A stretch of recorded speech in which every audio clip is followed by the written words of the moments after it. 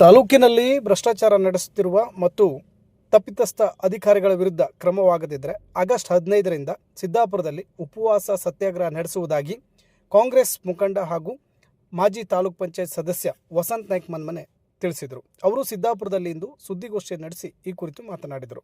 August 15ರಂದು ಬೇಡ್ಕಣಿಯ Anjaneya ದೇವಾಲಯದಲ್ಲಿ ಪೂಜೆಯನ್ನು ಸಲ್ಲಿಸಿ ಅಲ್ಲಿಂದ ತಾಲೂಕಿನ ವಿವಿಧ ಮಹಿಳಾ ಸಂಘಟನೆಗಳು ಹಾಗೂ ಪ್ರಜ್ಞಾವಂತ ನಾಗರಿಕರು ಸಾರ್ವಜನಿಕರೊಂದಿಗೆ ಬೇಡ್ಕಣಿಯಿಂದ ತಹಶೀಲ್ದಾರ್ ಕಚೇರಿ ಒಳಗೆ ಪಾದಯಾತ್ರೆ ನಡೆಸಿ ನ್ಯಾಯ ಸಿಗುವವರೆಗೂ ಹೋರಾಟವನ್ನು ನಡೆಸುತ್ತೇವೆ ಎಂದರು. ಸ್ಥಳಕ್ಕೆ ಜಿಲ್ಲಾಧಿಕಾರಿಗಳು ಬಂದು ನಮಗೆ ನ್ಯಾಯ ಕೊಡುವವರೆಗೂ ನಮ್ಮ ಹೋರಾಟ ನಡೆಯುತ್ತದೆ ಎಂದರು.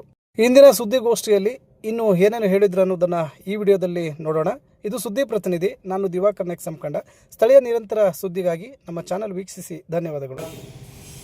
ಅವತ್ತು ನಮಗೆ ಮುಂದೆ ಬಗೆಹರಿಬೇಕು ಅಂದರೆ ಜಿಲ್ಲಾಧಿಕಾರಿಗಳು ಬಂದು ನಮ್ಮ ಸಮಸ್ಯೆಗಳನ್ನು ಕೇಳಿ ನಮ್ಮ ಸಮಸ್ಯೆಗೆ ಪರಿಹಾರವನ್ನು ಕೊಡಬೇಕು. ತಾಲೂಕಿನ ಎಲ್ಲ ಮಹಿಳಾ ಸಂಘಟನೆಗಳು, ಮಹಿಳೆಯರು ಮತ್ತು ಎಲ್ಲ ನಾಗರಿಕರು, ಪ್ರಜ್ಞಾವಂತ ನಾಗರಿಕರು ನಮ್ಮ ಈ ಒಂದು ಹೋರಾಟಕ್ಕೆ ಬೆಂಬಲ ಮಾಡ್ತೀವಿ ಅಂತ ಹೇಳಿದ್ದಾರೆ. ಖಂಡಿತ ನಾವು ಆ ಹೋರಾಟವನ್ನು ಪ್ರಾರಂಭ ಮಾಡ್ತೀವಿ. ಬೇಡ್ಕಣೆ ಆಂಜನೇಯ ದೇವಸ್ಥಾನದಿಂದ ಪೂಜೆಯನ್ನು ಸಲ್ಲಿಸಿ ಅಲ್ಲಿಂದ ಕಾಲ್ನಡಿಗೆ ಮುಖಾಂತರ ತಹಶೀಲ್ದಾರ್ ಆಫೀಸ್ ಎದುರುಗಡೆ ಬಂದು ಕೂತ್ಕೊಂಡು ಉಪವಾಸ ಸತ್ಯಾಗ್ರಹವನ್ನು ಪ್ರಾರಂಭ ಮಾಡಬೇಕಂತ ಮಾಡಿದ್ವಿ. ಅದಕ್ಕೆ ಯಾವುದೇ ರೀತಿಯ ಅವಕಾಶ ಕೊಡಬಾರ್ದು ಅಂದರೆ ಸಂಬಂಧಪಟ್ಟ ಹಿರಿಯ ಅಧಿಕಾರಿಗಳು, ಜಿಲ್ಲಾಧಿಕಾರಿಗಳಿರ್ಬೋದು, ವರಿಷ್ಠಾಧಿಕಾರಿಗಳಿರ್ಬೋದು, ನನ್ನ ಹತ್ತಿಕ್ಕದನ್ನು ಬಿಟ್ಟು, ನನ್ನ ಹೋರಾಟವನ್ನು ಹತ್ತಿಕ್ಕೋದು ಬಿಟ್ಟು, ನಾನು ಯಾವುದೇ ಕಾನೂನು ವಿರುದ್ಧ ಚಟುವಟಿಕೆಗಳಲ್ಲಿ ಭಾಗವಹಿಸಿದ್ದೀನಿ ಅಂದರೆ ಕಾನೂನು ಪ್ರಕಾರ ಕ್ರಮ ತಗೊಳ್ಳಿ, ನನ್ನನ್ನು ಜೈಲಿಗೆ ಕಳಿಸಿ, ಪ್ರಶ್ನೆ ಇಲ್ಲ. ಸುಮ್ಮನೆ ನನ್ನ ಮೇಲೆ ಇಲ್ಲದಲ್ಲದ ಆರೋಪವನ್ನು ಮಾಡಿ ನನ್ನನ್ನು ಹೆದರಿಸುವಂಥ ಕೆಲಸವನ್ನು ಮಾಡಿ ಸುಳ್ಳು ಈ ಕೇಸುಗಳನ್ನು ದಾಖಲೆ ಮಾಡುವಂಥ ಕೆಲಸವನ್ನು ನೀವು ಮಾಡಬಾರ್ದು. ಅದು ತಪ್ಪು ಕಾನೂನಲ್ಲಿ. ಆದ್ದರಿಂದ ಸಂಬಂಧಪಟ್ಟ ಅಧಿಕಾರಿಗಳು ಮತ್ತು ಈಗಾಗಲೇ ನಾನು ಪ್ರಿಯಾಂಕಾ ಖರ್ಗೆ ಅವರಿಗೆ, ಗೃಹ ಸಚಿವರಾದಂಥ ಪ್ರಿಯಾಂಕಾ ಖರ್ಗೆ ಅವರಿಗೂ ಕೂಡ ಸ್ವಂತ ಹೋಗಿ ಮನವಿಯನ್ನು ಕೊಟ್ಟಿದ್ದೀನಿ. ನಮ್ಮ ಕೆಪಿಸಿಸಿ ಅಧ್ಯಕ್ಷರಾದಂಥ ಬಿ ಕೆ ಹರಿಪ್ರಸಾದ್ ಸಾಹೇಬರಿಗೂ ಕೂಡ ಮನವಿಯನ್ನು ನೀಡಿದ್ವಿ. ಮುಖ್ಯಮಂತ್ರಿಗಳಿಗೂ ಮನವಿಯನ್ನು ಕೊಡಬೇಕು ಅಂತ ಹೋಗಿದ್ವಿ, ಅವ್ರು ಸಿಗಲಿಲ್ಲ. ಮುಂದಿನ ವಾರ ಹೋಗ್ತೇನೆ. ಆದರೆ ತಕ್ಷಣ ಇಲ್ಲಿ ಏನು ಸೀತಾರಾಮ್ ಅಂತ ಇನ್ಸ್ಪೆಕ್ಟರ್ ಬಂದಿದ್ದಾರೆ, ಅವತ್ತಿಂದ ಇವತ್ತಿನವರೆಗೂ ಕೂಡ ಭ್ರಷ್ಟಾಚಾರದಲ್ಲಿ ಭಾಗಿಯಾಗಿದ್ದಾರೆ. ಈಗಲೂ ನಾನು ಹೇಳ್ತಾ ಇದ್ದೀನಿ, ಈಗಲೂ ಮತ್ತೆ ಪುನಃ ಅದೇ ಹೇಳ್ತಾ ಇದ್ದೀನಿ, ಭ್ರಷ್ಟಾಚಾರದಲ್ಲಿ ಭಾಗಿಯಾಗಿದ್ದಾರೆ. ಈ ತಾಲೂಕಿನ ಕಾನೂನು ವ್ಯವಸ್ಥೆ ಸಂಪೂರ್ಣ ಹದಗೆಟ್ಟಿದೆ. ಹಳ್ಳಿಗಳಲ್ಲಿ ಅಕ್ರಮ ಮದ್ಯ ಮಾರಾಟ ಆಗ್ತಾ ಇದೆ, ಓಸಿ ಎಗ್ಗಿಲ್ದೆ ನಡೀತಾ ಇದೆ, ಗಾಂಜಾ ಸೇವಿಸ್ತಾ ಇದ್ದಾರೆ.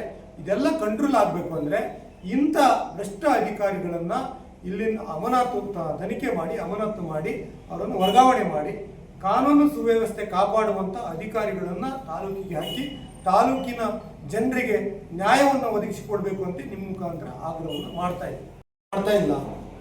ಯಾವುದೇ ಸರ್ಕಾರ ವಿರುದ್ಧ ಮಾಡ್ತಾ ಇಲ್ಲ, ಯಾವುದೇ ಜನಪ್ರತಿನಿಧಿ ವಿರುದ್ಧ ಮಾಡ್ತಾ ಇಲ್ಲ. ಇಲ್ಲಿ ಸರ್ಕಾರದ ಗಮನಕ್ಕೂ ತಂದಿದ್ದೀನಿ, ಸರ್ಕಾರದ ಮಂತ್ರಿಗಳ ಗಮನಕ್ಕೂ ತಂದಿದ್ದೀನಿ, ಮತ್ತೆ ಜಿಲ್ಲಾಧಿಕಾರಿಗಳ ಗಮನಕ್ಕೂ ತಂದಿದ್ದೀನಿ. ಭ್ರಷ್ಟ ಅಧಿಕಾರಿಯ ವಿರುದ್ಧ ಅಷ್ಟೇ ನನ್ನ ಹೋರಾಟ. ನಾನು ಬ್ಲಾಕ್ ಕಾಂಗ್ರೆಸ್ ಅಧ್ಯಕ್ಷನಾಗಿ ಹೋರಾಟ ಅಲ್ಲ, ಈ ಸಮಾಜದ ಒಬ್ಬ ನಾಗರಿಕನಾಗಿ ಸಮಾಜದ ಮೇಲೆ ಕಳಕಳಿ ಇರೋದ್ರಿಂದ ಭ್ರಷ್ಟಾಚಾರದ ವಿರುದ್ಧ ಹೋರಾಟ ಬಿಟ್ಟರೆ ಯಾವುದೇ ಸರ್ಕಾರದ ವಿರುದ್ಧ ಅಲ್ಲ. ಮತ್ತು ನಮ್ಮ ಪಕ್ಷದ ಅಥವಾ ನಾನು ಪಕ್ಷದ ಅಧ್ಯಕ್ಷ ಆಗಿ ಪಕ್ಷಕ್ಕೆ ಮುಜುಗರ ತರುವಂಥ ಕೆಲಸನೂ ಅಲ್ಲ.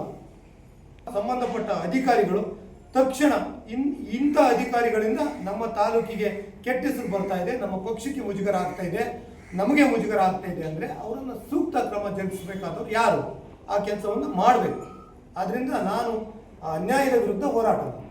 ಈ ರಾಜಕಾರಣಿಗಳಾಗಲಿ ಅವರು ಜನಗಳ ಓಟ್ ಹಾಕಿ ಜನಗಳ ಹಿತವನ್ನು ಕಾಪಾಡಬೇಕು ವಿನಃ ಭ್ರಷ್ಟ ಅಧಿಕಾರಿಗಳ ಪರವಾಗಿ ನಿಂತ್ಕೋಬಾರ್ದು. ಯಾವುದೇ ಜನಪ್ರತಿನಿಧಿ ಆಗಿರು, ಯಾವುದೇ ಪಕ್ಷದ ಜನಪ್ರತಿನಿಧಿಗೆ ಆಗಿರು, ಯಾರು ಮೇಲೆ ಹತ್ತಲಿಕ್ಕೆ ಏಣಿಯಾಗಿ ನಿಲ್ತಾರೆ ಅಂಥವ್ರನ್ನ ಬಿಟ್ಟು ಅಥವಾ ಜನ ಓಟ್ ಹಾಕ್ತಂಥವ್ರನ್ನ ಬಿಟ್ಟು ಅಧಿಕಾರಿಗಳ ಪರವಾಗಿ ನಿಲ್ಲುವಂಥದ್ದು ರಾಜಕಾರಣಿಗಳಿಗೆ ಶೋಭೆ ತರುವಂಥ ಕೆಲಸ ಅಲ್ಲ ಅಂತ ಗೊತ್ತಿಲ್ಲ. ಯಾವುದೇ ಕಾರಣದ ಕೈಗಳು ಕೆಲಸ ಮಾಡಿ ಭ್ರಷ್ಟಾಧಿಕಾರಿಗಳನ್ನ ರಕ್ಷಣೆ ಮಾಡುವಂಥ ಕೆಲಸ ಮಾಡ್ತಾ ಇದ್ದಾರೆ ಅಂದರೆ ಮುಂದೊಂದು ದಿವಸ ಜನ ಬುದ್ಧಿ ಕಲಿಸ್ತಾರೆ ಅಂತ ನಮ್ಮ ಭಾವನೆ. ಶಾಸಕರಿಗೆ ಗೊತ್ತಿಲ್ವಾ? ಈಗ ಶಾಸಕರ ಗಮನಕ್ಕೆ ಇಷ್ಟೆಲ್ಲ ನಡೀತಾ ಇದೆ, ಶಾಸಕರಿಗೆ ಗೊತ್ತಿಲ್ವಾ ಏನು ಆಗ್ತಾ ಇದೆ, ಯಾರು ಭ್ರಷ್ಟಾಚಾರದಲ್ಲಿ ಇದ್ದಾರೆ, ಅವ್ರಿಗೆ ಕ್ರಮ ತಗೊಳ್ಬೇಕು ಅಂತೇಳಿ ಶಾಸಕರಿಗೆ ಗೊತ್ತಿಲ್ವಾ? ನಿಮ್ಮ ಕಡೆಯಿಂದಲೂ ಸಾಕಷ್ಟು ಸರಿ ಗಮನಕ್ಕೆ ತಂದಿದ್ವಿ, ಆಯಿತು ಕ್ರಮ ತಗೊಳ್ತೀನಿ ಅಂತ ಹೇಳಿದ್ರು.